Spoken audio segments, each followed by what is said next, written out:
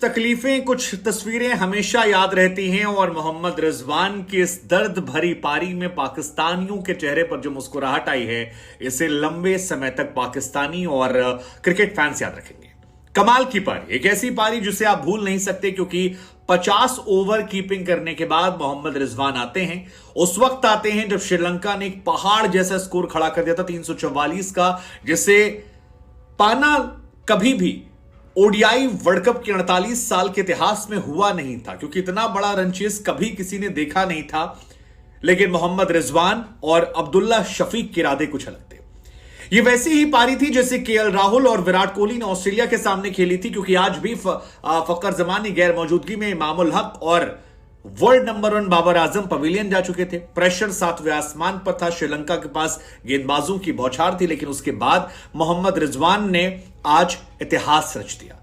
वैसे इस मैच में इतिहास रचा जाना था, इतिहास चाहे श्रीलंका की पाकिस्तान के खिलाफ वर्ल्ड कप में पहली जीत का, या फिर 344 के बाद पाकिस्तान का वर्ल्ड कप के 48 साल के इतिहास में सबसे बड़े चेस का, क्योंकि इससे बड़ा चेज अब तक हुआ नहीं है। ये 345 जो है, ये वर्ल्ड कप के 48 साल के इतिहास में टॉप चेज है।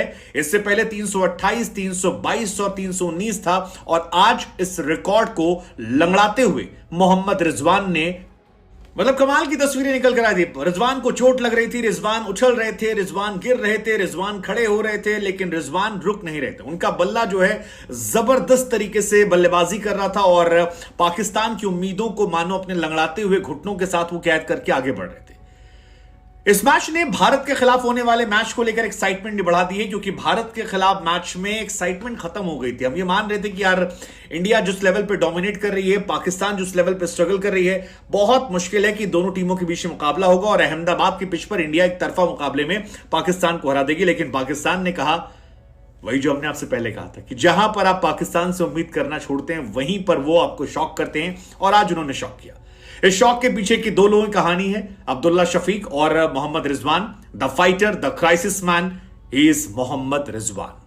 हालांकि इसमें एक घटना और भी हुई है जो थोड़ा सा सवालिया निशान पैदा करने वाली है, क्योंकि कमेंटेटर साइमन ने आज ऑन एयर कह दिया कि मोहम्मद रिजवान को फिल्मों में ले लीजिए। दरअसल रिजवान जो है एक शॉट मार रहे थे, शॉट गया, रिजवान के गिरने और शॉट के लगने के बीच में तकरीबन 1 सेकंड का गैप था, और उस 1 सेकंड के गैप के बीच में साइमन डल ने कहा टेक हिम इन मूवीज।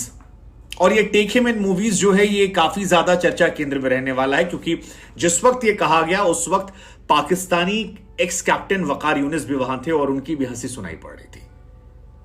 अब ये इसको लेकर चर्चा आगे आने वाले समय में बहुत ज्यादा होने वाली है, लेकिन ये सच है कि रिजवान ने एक ऐसी पारी खेली है जो बहुत लंबे समय तक याद रहेगी। जो लोग रिजवान का मजाक उड़ा रहे, तमाम लोग सोशल मीडिया